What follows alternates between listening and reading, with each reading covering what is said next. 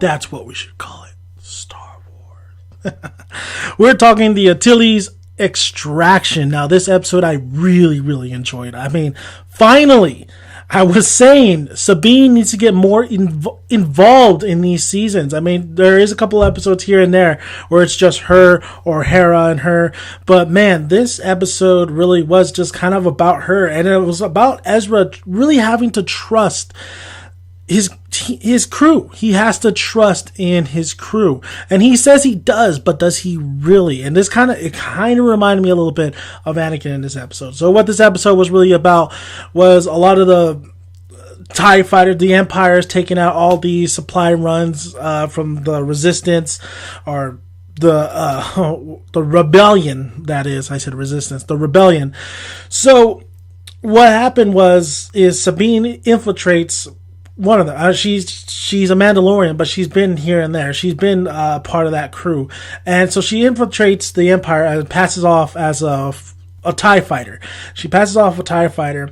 She's got all the gadgets and she's got the card that swipes, even though it's rigged and stuff. I mean, she's in there. She's in there. But what was crazy was we got to see Wedge. Now, Wedge is Luke Skywalker's friend from, of course, A New Hope. Remember, Luke's the best pilot back on our planet. Basically, that was Wedge. So Wedge, we learned his backstory in this, where he was actually part of the Empire. He said, why not be the Empire, get to fly? I mean, I was doing carrier ships and this and that, but now I'm here. Except he says it's not all what it cracks up to be, because they're firing on innocent civilians as well. So he wants to move on, and he wants to get out, and Sabine offers him to get out, and not only him, but 2 other of his crewmates. So then word from the governor, the Gabana gets a word that there's going to be some treachery, and there's going to be they got a couple traitors amongst their platoon. And honestly, Sabine is there for training and stuff, but it goes awry. It goes. Her main mission is to basically extract and get some of these people to go over there and get some of these. Just help out here. Just help out and to see what's going on with what's happening. Why are these carriers being destroyed and this and that?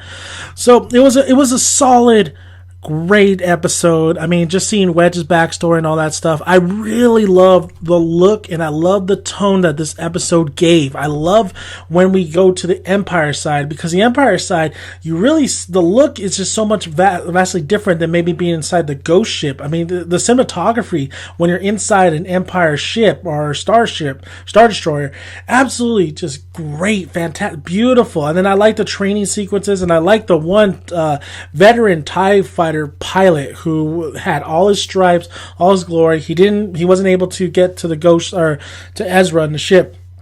The one thing about Ezra as well, I'm seeing a little bit more of you see that little bits in here of the relationship between Ezra and Sabine. I mean, they haven't had too much time together. I'm not saying it should be romantic or anything, but we just haven't seen those two really interact, just other than, oh man, you're crazy, Ezra. Oh, Sabine, come on, listen to me.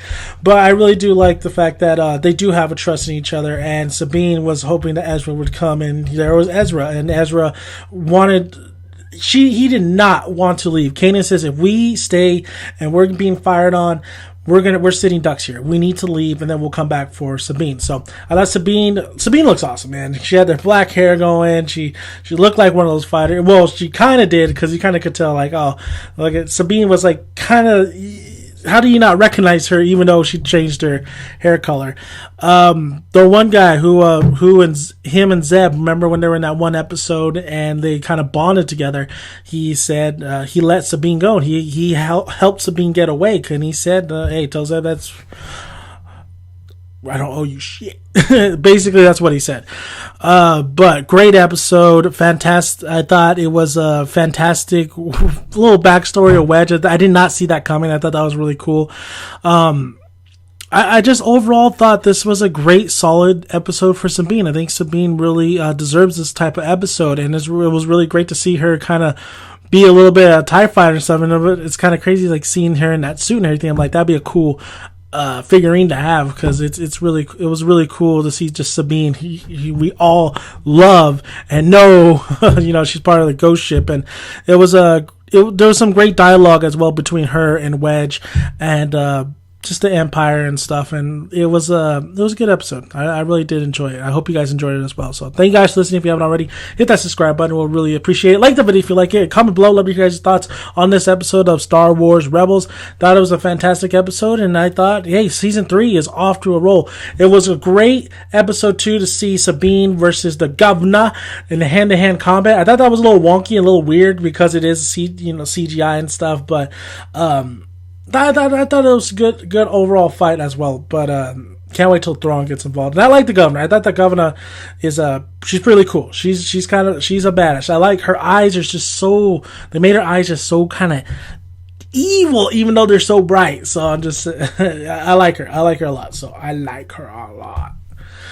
Thank you guys, and may the Force be with you.